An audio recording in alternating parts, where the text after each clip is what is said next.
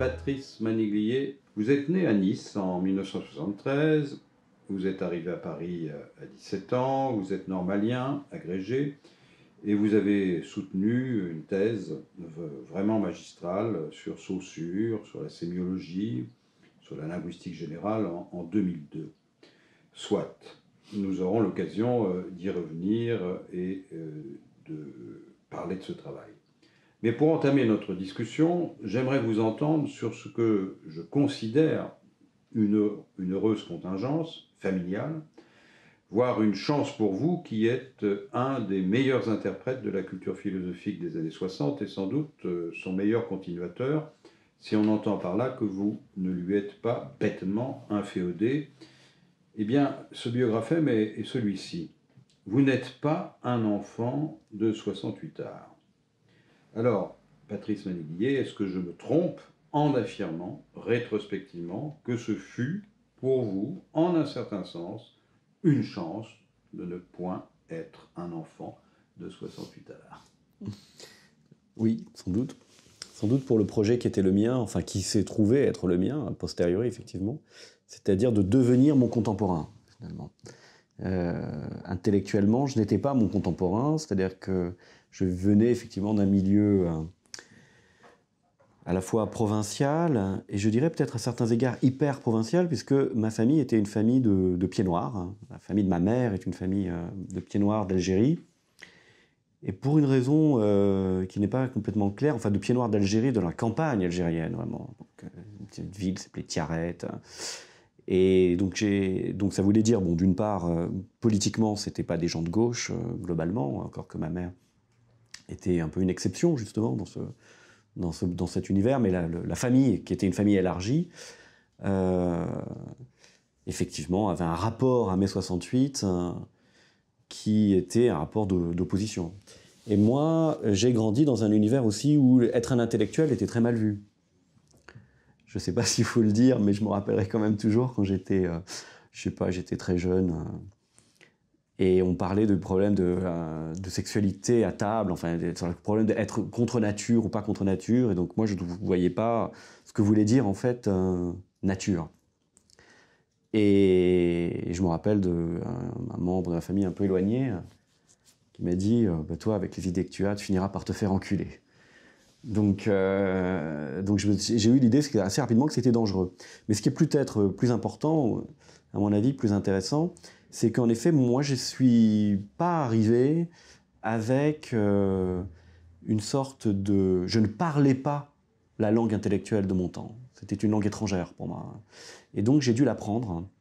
Et donc, j'ai dû, en fait, acquérir consciemment les opérations par lesquelles ces langues étranges, qui pouvaient être celles de Deleuze, de Derrida, de Foucault, mais aussi l'intérêt pour les sciences humaines, la psychanalyse, qui représentait effectivement encore, pour moi en tout cas, justement, parce que j'étais décalé, une sorte d'image de l'intellectualité, tout ça, j'ai dû en fait l'apprendre consciemment, comme s'il fallait un manuel, une grammaire. Et donc, toute cette culture intellectuelle française qui s'est transmise, comme toutes les cultures, de manière un peu implicite, eh bien, pour moi, il a fallu l'expliciter. Et ça, je crois que c'était quand même effectivement une chance. Et ça a été une des raisons pour lesquelles je me suis demandé à quelles conditions il devient pertinent et nécessaire de tenir ces drôles de langage. Et j'ai eu le sentiment que ces conditions, j'allais les trouver plus du côté, finalement, des savoirs ou des sciences humaines, en fait. Et que les langages philosophiques un peu inouïs qui ont été inventés dans les années 60 et 70 n'étaient pas gratuits, mais avaient une puissance opératoire si on les resituait dans les bons terrains, notamment dans le terrain des sciences humaines, mais aussi d'ailleurs dans le terrain des arts et de la politique, etc. Donc il fallait trouver ce que ça faisait. C'était pas du tout évident. Donc voilà, ça c'est... Mais vos premiers aiguillons au lycée, les lectures où vous avez senti que vous pourriez peut-être, puisque bon, vous arrivez à Paris à 17 ans, donc j'imagine qu'avant 17 ans, il y a déjà eu quelques étincelles qui vous ont dirigé vers à la fois vers la capitale et vers la voie intellectuelle qui sera la vôtre par la suite? Alors moi, j'ai pas connu cette expérience dont on dit aussi qu'elle est mystificatrice, qui est celle de la classe de philosophie dans laquelle on a ce moment de conversion radicale, parce qu'en fait, cette conversion est venue beaucoup plus tôt, en fait, hein. C'est-à-dire, j'étais tout seul, en fait. J'étais vraiment tout seul, et j'allais, il faut rendre hommage de ce point de vue-là d'ailleurs à l'État français, j'allais dans les bibliothèques municipales. Et dans les bibliothèques municipales, je prenais des livres, un peu au hasard, en fait. Je me rappelle très bien, par exemple, j'avais pris un livre qui s'appelait La République de Platon, parce qu'on vivait en République, et je me disais que ça m'aiderait à comprendre ce que ça voulait dire être en République. Je sais pas, je devais avoir 14 ans. Et donc je prends ce livre et je le lis, et j'avais dû comprendre quelque chose, que je me souviens que j'étais allé voir ma mère, et j'avais dit, tu sais, la République de Platon, c'est tout l'inverse de notre République. Alors que bon, pour moi, c'était censé être un truc fondateur, et donc j'étais tout seul. Mais une des figures qui a été importante de ce point de vue-là, alors c'était la figure scolaire, quoi. Je veux dire, c'était Lagarde et Michard, finalement. C'était un peu ça. C'était les encyclopédies, c'est un peu comme l'autodidacte de Sartre. J'avais une encyclopédie, on m'avait offert une encyclopédie quand j'avais 10 ans. Et en fait, je voyageais dans l'encyclopédie, en fait. J'étais tout seul, vraiment, j'étais tout seul. Et après, oui, voilà, je me rappelle même quand je me suis dit à un moment que j'allais apprendre la musique. Alors, j'allais apprendre la musique très systématiquement. Je prenais les disques, Wagner, l'un après l'autre, je lisais tous les trucs. Donc c'était une culture très, très, très... C'est même pas scolaire, quoi. C'est la culture de l'autodidacte. C'est la scolarité de celui qui n'a pas de transmission. Et en fait, je pense que Sartre a été important, parce qu'il représentait quelqu'un qui m'était accessible relativement. J'ai réussi à lire Sartre et Camus. C'est des auteurs que j'ai réussi à lire assez tôt et à comprendre, en fait, à peu près. Mais après, je lisais des auteurs que je ne comprenais pas, hein. Je veux dire, j'étais en terminale. Alors après, il y a eu la classe de philosophie. Moi, je savais déjà que c'était ça qui m'intéressait, donc c'était pas une découverte extraordinaire. Je savais aussi, par exemple, que la littérature n'était pas quelque chose que je comprenais très bien. Ce qui m'intéressait, c'était les idées.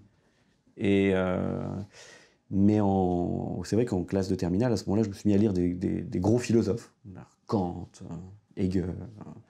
Et je faisais ça exactement comme j'avais toujours tout fait. C'est-à-dire, je me mettais devant mon bouquin, puis je lisais de la première page à la dernière page, la critique de la raison pure, la phénoménologie, les mots et les choses, ça a été très très important. En vérité, en fait, il faut quand même dire maintenant que j'ai quand même, qu'il n'y avait pas eu ce moment de conversion. En fait, il y a quand même eu un moment de conversion, et je pense que ça a beaucoup joué, et ça c'est lié à l'histoire, en fait, un peu de la France, quoi, quand même. C'est que le premier cours de philosophie que j'ai eu, je savais déjà que la philosophie était quelque chose qui me concernait, mais le premier cours de philosophie que j'ai eu, j'avais une prof de philosophie qui était très chouette, hein, comme ça, comme ces profs de philosophie, un peu anorexique, très intense, et qui a commencé son cours avec un texte de Foucault, très beau d'ailleurs, qui est ce texte dans lequel Foucault dit que s'il a entamé toutes ses recherches, la préface à l'usage des plaisirs, deuxième tome de l'histoire de la sexualité, c'est justement par curiosité. C'est uniquement par curiosité. En fait, pour devenir un autre, ne me demandez pas ce que je cherche, etc. Et elle avait fait un magnifique éloge funèbre, on était dans les années 89, quoi. Ouais. Elle avait fait un très bel éloge funèbre de Foucault, dont elle avait dit qu'il était mort du sida. Ça m'avait beaucoup impressionné. Et donc elle avait quand même, effectivement, comment dire, décrit enfin, comme une figure transgressive. Et là, je suis tout de suite tombé en fascination devant cet auteur. Et après, j'ai tout lu. J'étais en terminale, j'ai vraiment tout lu de Foucault. Donc, je lisais l'histoire de la folie, puis les mots et les choses. Là, je viens de réécrire un article sur les mots et les choses, et je suis, comment dire, éberlué de la difficulté de ce livre. C'est un livre extrêmement difficile. Et donc, en fait, j'étais exactement dans la situation des gens dans les années 1966. C'est-à-dire que tout ce que c'est... Peut-être les enfants de la bourgeoisie intellectuelle française, on leur avait dit ce truc, mais oui, c'est usé. Bien sûr, Foucault, il faut que tu le lises, ou je sais pas quoi. Moi, rien du tout. Donc, je découvrais ça, je pense, avec la fraîcheur, l'effroi et l'enthousiasme, je pense, qui a été celui des gens des années 60. Et pour moi, c'était ma contemporanéité, clairement. C'est-à-dire, il n'y avait pas d'autre... il n'y avait pas dans l'espace, disons... il y avait bien, par exemple, Bernard-Henri Lévy, je me rappelle, qui était venu à Nice, et j'étais allé voir une conférence de Bernard-Henri Lévy, et sur Baudelaire, il avait écrit un livre sur Baudelaire, je me rappelle très bien. Mais ça ne m'avait pas fait une impression considérable. Hein. Et là, oui. Donc moi, j'ai toujours été un type des années 60, quoi.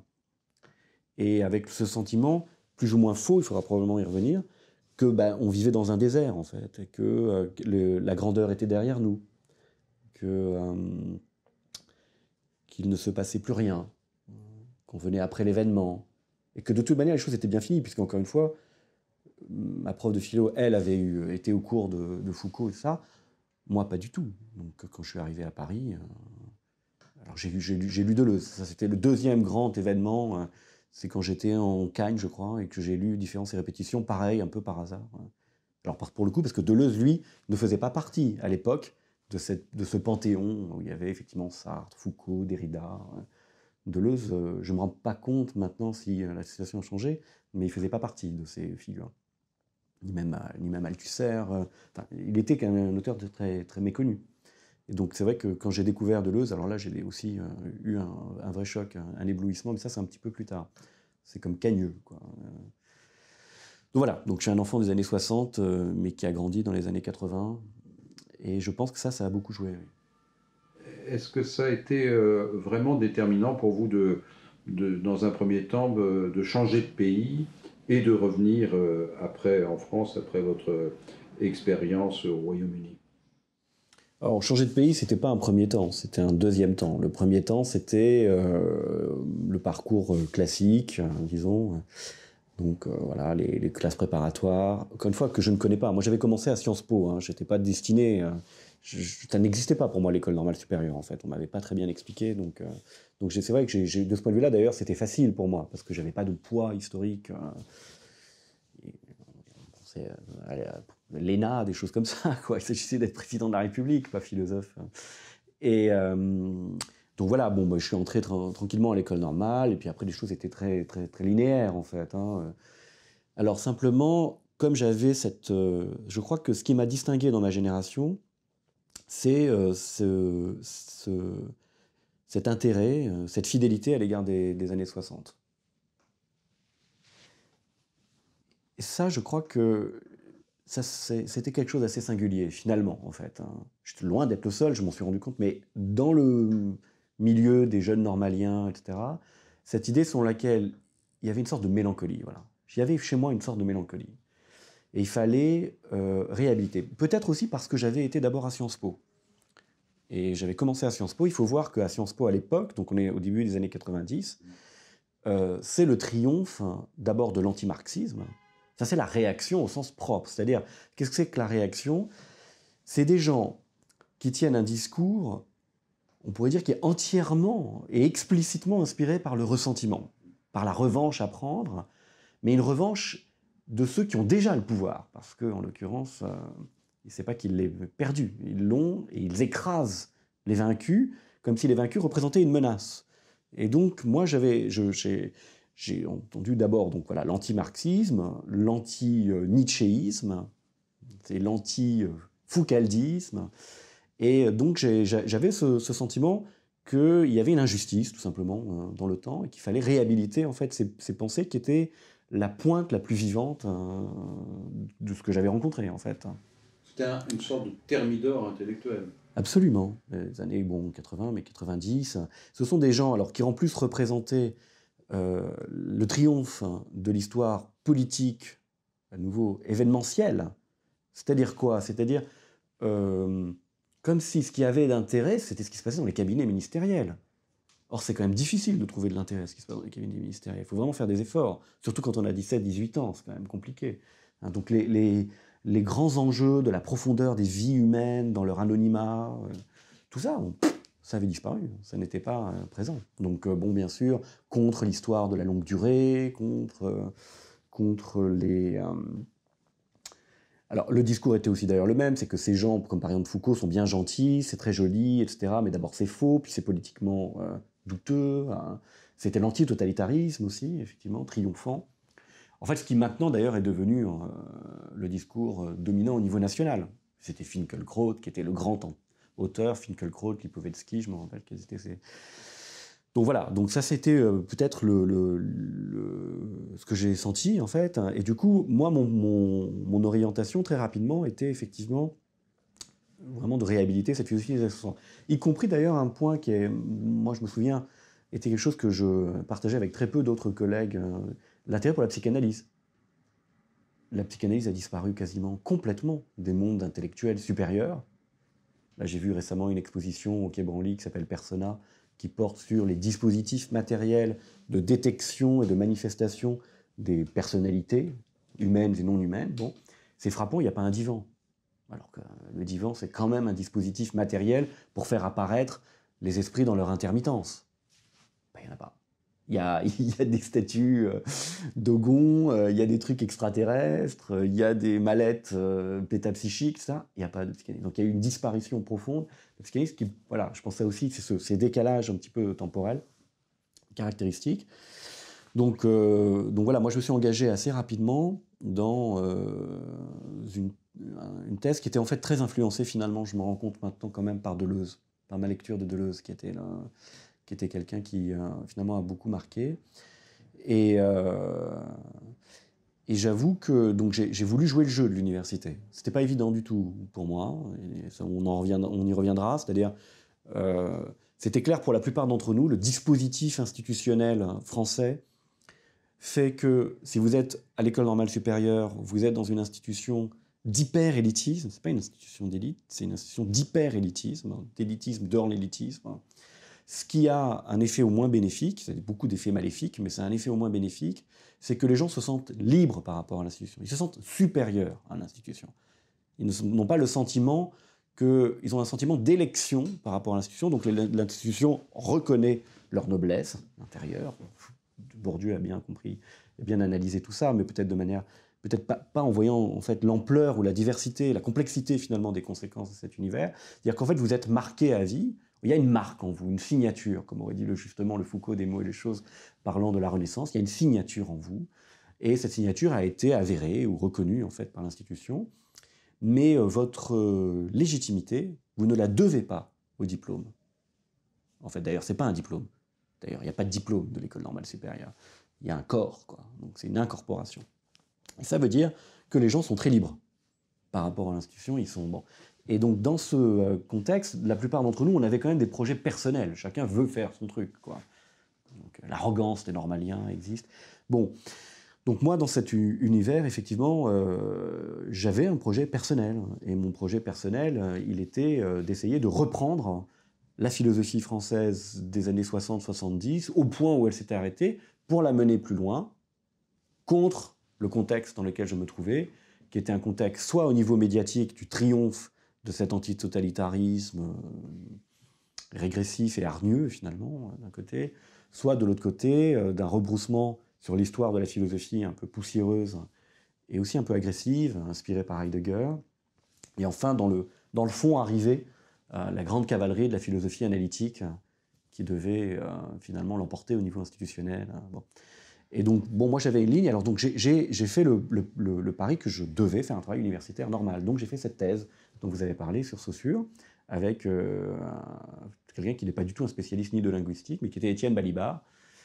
Et je me suis... Enfin, au départ, c'était pas une thèse sur Saussure, d'ailleurs. C'était un projet philosophique tout à fait propre, qui avait pour but de construire une philosophie du problème, un concept positif de problème. L'idée, c'était que le problème n'est pas négatif. Avoir des problèmes, c'est pas négatif, c'est quelque chose de positif. Donc, c'est très inspiré par Deleuze. Et que la catégorie de problème permettait d'aborder énormément de choses philosophiques, de manière très transversale. Un mot juste sur cette thèse, on y reviendra, mais pour ponctuer, moi ce qui m'a vraiment frappé, c'est un exemple de clarté. Et il y a chez vous une recherche de la réflexivité claire, démonstrative et jamais absconse et qui permet véritablement au lecteur de s'orienter. De ce point de vue-là, c'est un livre classique sur Saussure, avec un style qui est un style... c'est décrit pour tout le monde. Enfin, il y a des... C'est un peu aride, mais c'est vraiment l'impression que... voilà. Ça, ça aussi, pour moi, c'est un trait de génération. C'est-à-dire que tous les philosophes qui ont mon âge aujourd'hui, c'est une quarantaine d'années, on se reconnaissent plus ou moins par un parti pris de clarté. Ce qui veut dire parfois d'ailleurs un défaut de style, hein, il faut bien le reconnaître. Parfois, ça implique un défaut de style. Et pourquoi ce parti pris de clarté? Justement pour les raisons que je disais tout à l'heure, c'est-à-dire que quand vous êtes dans un contexte dans lequel finalement l'enthousiasme, on va dire, qui portait un certain nombre de projets théoriques n'est plus partagé, il y a quelque chose qui s'est cassé, déjà pour reconstruire l'intelligence de ce qui s'est passé, il faut le faire sur un mode explicite, comme je le disais tout à l'heure. Donc il faut être explicite. Moi je parle en enfant de pied noir pour expliquer Deleuze, pas tellement encore que, parfois même à ma famille, mais bon, donc je parle de ce point de vue-là. Mais d'une manière générale, générationnellement, on est après la Révolution. Donc dans les périodes révolutionnaires, ça on le voit très bien si on regarde ce que les gens faisaient dans les années 20 par exemple, les gens inventent des langages nouveaux et quelque part, l'étrangeté de ces langages fait écho à la nouveauté du monde. Il faut qu'un langage soit inouï pour qu'il soit en même temps traversé par le temps. Alors que nous, on est, et vous l'avez dit, je crois que c'est très juste, on est en position classique et non pas moderne. Les modernes, ce sont des gens qui appréhendent leur activité sur le mode de l'avant-garde, sur le mode du nouveau, sur le mode de la conquête de quelque chose qui n'a jamais été fait. Je pense que les classiques sont des gens qui appréhendent leur contenu et leur action sur le mode plus de l'éternité. On verra peut-être que ce n'est pas une catégorie que je considère absolument nécessaire, mais disons, personne d'entre nous ne considère qu'il fait partie d'une avant-garde. Donc cette idée-là n'a plus du tout d'opérativité. Et donc on parle effectivement à tout le monde. Ce qui s'est reconstruit, c'est le sens commun. Moi, je pense toujours qu'on pour faire comprendre ce que ça veut dire l'avant-garde, au théâtre futuriste, des gens comme Marinetti, en fait, qui mettaient des chewing-gums sur les fauteuils des gens dans les théâtres, c'est-à-dire une manière de maltraiter le public, ce qui est d'ailleurs très bien, enfin je trouve ça super de maltraiter le public, mais nous on ne peut pas faire ça, parce que d'abord le rapport de force n'est pas favorable, et puis on n'est pas effectivement dans un... Donc la clarté n'est pas une position, comment dire, éthique, générale, elle est pertinente par rapport au temps. Donc ça c'est un point important. C'est presque une nécessité d'époque. Alors juste un mot quand même sur votre période anglaise à l'Université d'Essex. Alors, bon, la période anglaise et les écoles d'art, en fait, sont dues tout simplement à mon échec institutionnel. C'est-à-dire que donc j'ai fait cette thèse et l'université française n'a pas voulu de moi, tout simplement. Il faut bien le dire calmement. Et l'université française, enfin, en tout cas, elle a mis beaucoup de temps à vouloir de moi, mais au départ, elle ne voulait pas de moi. Il y a eu quand même une sorte de résistance très forte, due à plusieurs raisons, en fait. Un, parce que c'était une thèse faite par un philosophe, mais sur un linguiste, et non pas sur un des grands auteurs de la tradition philosophique française. Deux, c'était une thèse sur les années 60, enfin, au fond de réhabilitation du structuralisme.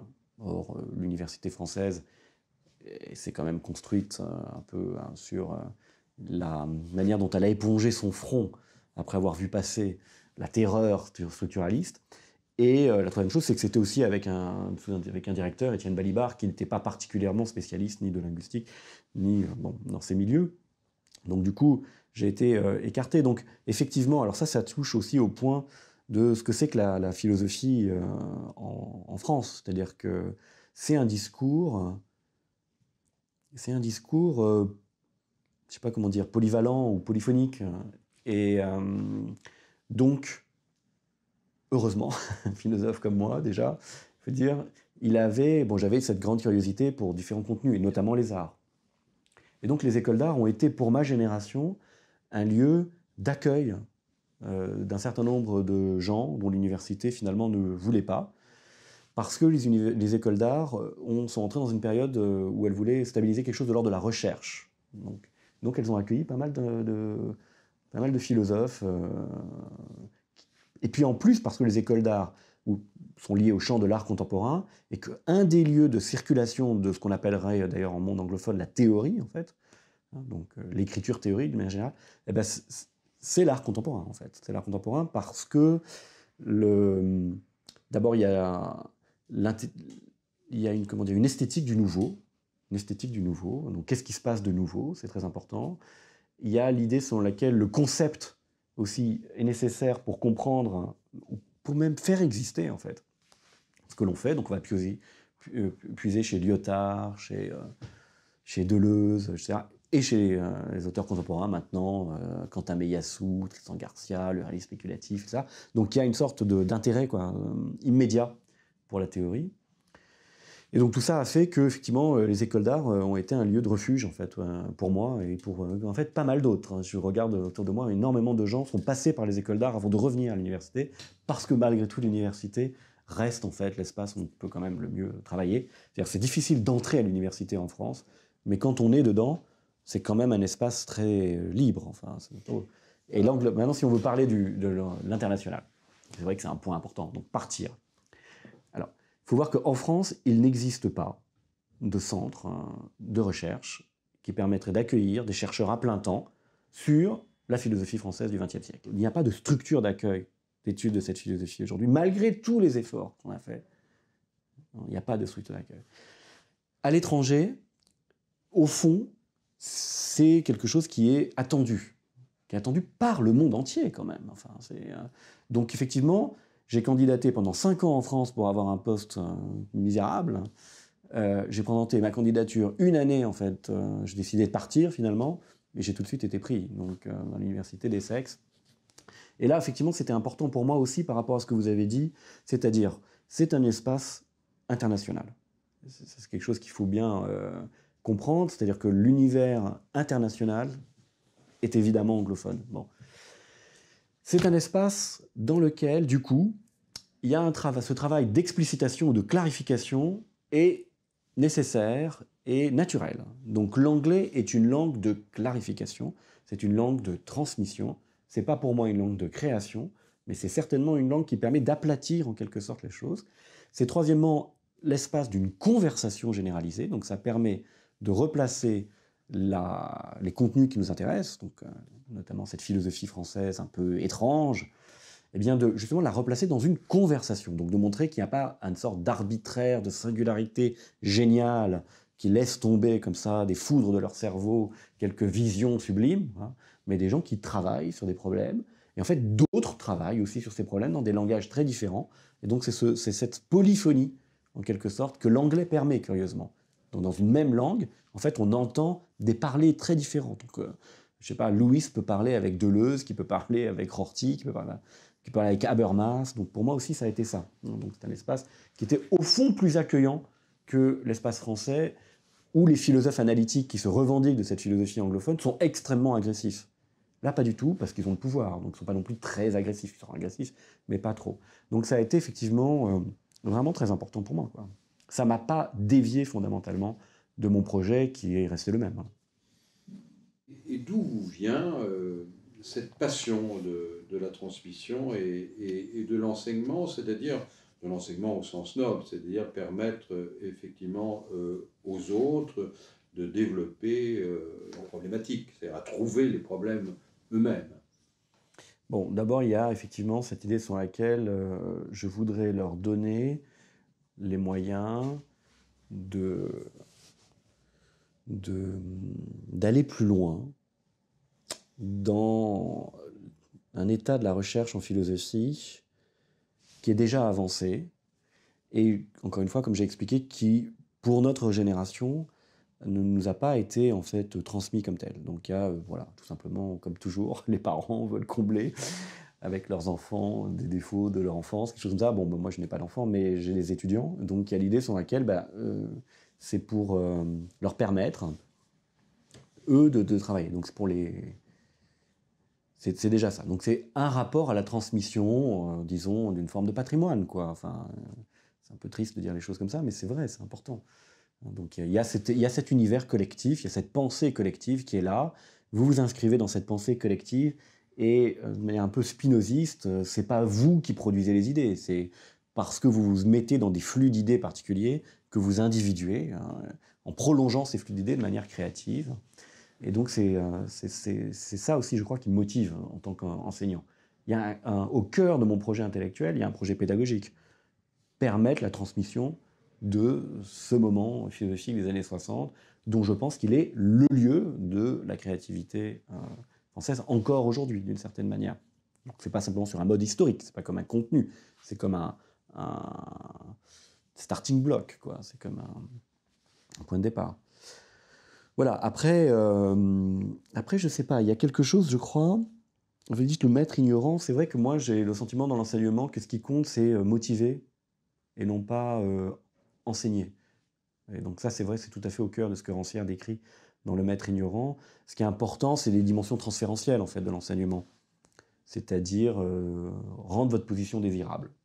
Et faire croire, qu'il y a là quelque chose comme un trésor, quoi, un agalma, que vous incarnez en fait, en quelque sorte, la localisation du trésor qu'est la richesse intellectuelle diffuse finalement, que vous voulez vous-même incorporer en tant qu'étudiant. Donc le prof doit incarner presque physiquement cette richesse. Et c'est ça, au fond, c'est ça l'essentiel. Donc moi, je ne suis pas sûr d'être très fort en ça. Mais il y a des figures comme Alain Badiou, par exemple, il en fait un petit peu trop, hein, mais il y a des figures comme ça qui doivent représenter ça. Alors la difficulté, je trouve, pour nous, pour les gens de notre génération, c'est que finalement, moi, j'aime pas trop cette position du prof, quoi, de l'enseignant superbe.